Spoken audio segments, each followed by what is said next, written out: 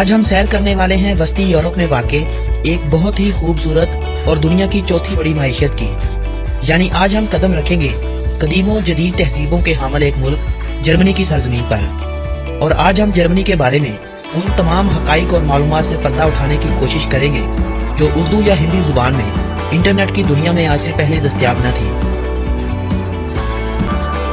جس طرح دیگر ممالک میں آثار قدیمہ والے قدیم زندگی کے آثار کا پتہ دیتے ہیں، کچھ ایسے ہی قدیم زندگی کے آثار جرمنی میں بھی ملے ہیں، جن سے ظاہر ہوتا ہے کہ برف کے زمانے کے بعد جرمنی میں بھی انسانی زندگی کا وجود ایک عرصے تک رہا ہے۔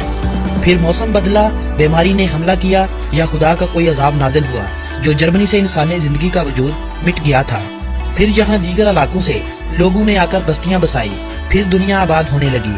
تیسری صدی عیسوی تک المانی، فرانسیسی، چیٹی، ساسین اور تھرنگی قبیلوں کے لوگوں نے اپنے ڈیرے جرمن کی اس سرزمین پر بسا لیے تھے۔ 18 جنوری 1871 کو آلمینی سلطنت کا قیام عمل میں آیا۔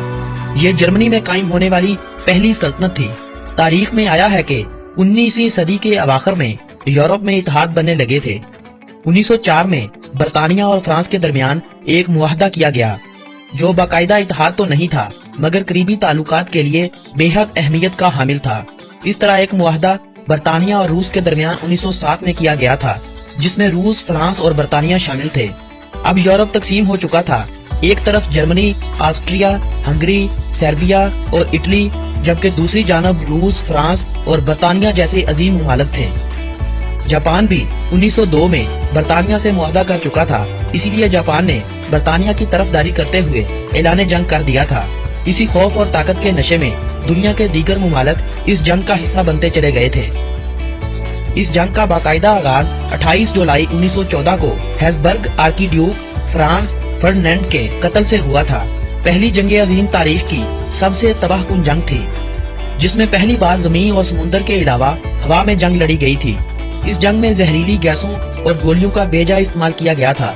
اس جنگ کے دوران ہی برطانیہ نے عربوں کو سلطنت عثمانیہ کے خلاف بھڑکا کر اسلام کی اس عظیم سلطنت کا خاتمہ کیا تھا۔ جرمنی اور اس کے نمایاں اتحادیوں کو اس جنگ میں جو جرمانہ دینا پڑا تھا وہ آج کے دور کے 31.5 ارب ڈالر بنتے ہیں۔ حالانکہ 11 نومبر 1918 کو جنگ بندی کے ساتھ ہی لڑائی کا تو خاتمہ ہو گیا تھا، مگر معاہدہ مکمل ہونے میں 6 ماہ لگ گئے تھے۔ یہودیوں کے اس قتل عام کو تاریخ میں ہالوکاسٹ کے نام سے پکارا جاتا ہے۔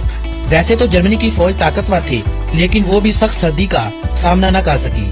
جرمنی کے ہزاروں فوجی سردی کی وجہ سے مارے گئے۔ 30 اپریل 1945 کو ہٹلر نے خودکشی کر لی۔ 6 اگست کو جاپان کے شہر ہیروشیما، جبکہ 9 اگست کو جاپان کا دوسرا بڑا شہر ناگاساکی امریکن ایٹمی حملے سے صفحہ ہستی سے ختم کر دیا گیا تھا، اور 14 اگست کو جاپان نے بھی ہتھیار ڈال دیے تھے۔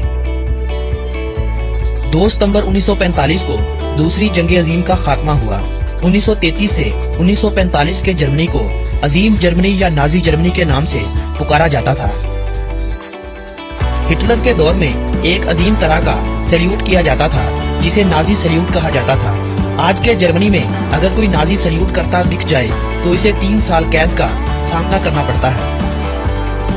3,57,114 مربع کلومیٹر رقبے کے ساتھ جرمنی اپنے رقبے کے حوالے سے 62ویں نمبر پر شمار ہوتا ہے، جبکہ 8 کروڑ اور کم و بیش 80 لاکھ افراد کی آبادی کے ساتھ یہ ملک دنیا بھر میں 16ویں نمبر پر شمار ہوتا ہے۔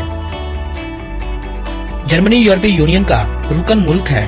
یورو جرمنی کی کرنسی کو کہا جاتا ہے، جو پاکستانی 134.28 روپوں کے برابر ہے۔ وقت کے لحاظ سے جرمنی پاکستان سے 4 گھنٹے پیچھے ہے۔ جرمنی کا کالنگ کوڈ +49 ہے۔ جرمنی کا ڈومین نیم .de ہے۔ انتظامی لحاظ سے جرمنی کو 16 ریاستوں یعنی لینڈر میں تقسیم کیا گیا ہے۔ 1990 میں جرمن اتحاد کے بعد سے برلن کو جرمنی کا دارالحکومت بنایا گیا۔ ہٹلر کے دور میں اس شہر میں بہت ترقیاتی کام ہوئے تھے۔ اولمپک اسٹیڈیم کی تعمیر بھی ہٹلر کے جرمنی کو دیے گئے تحفوں میں شامل تھا۔ یہ شہر دارالحکومت ہونے کے علاوہ جرمنی کے عظیم ترین شہروں میں بھی شمار ہوتا ہے۔